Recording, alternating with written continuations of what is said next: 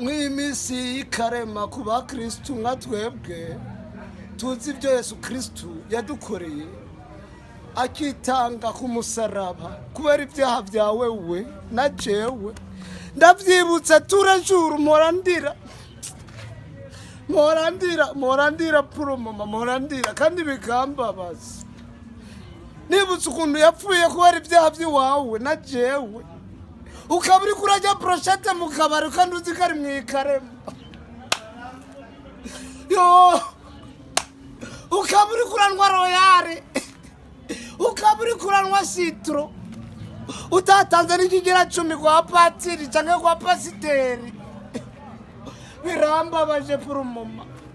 Ubu Yesu Kristo agira atangure guhigwa ariko arahigwa na documentation y'Ubuyudaya. Documentation y'Ubuyudaya ikira murondera Yesu Kristo yo baba we akubitwa kubera wowe na jewe. Yesu we naho nariye brochette y'umunsi urambabarira mana we yo baba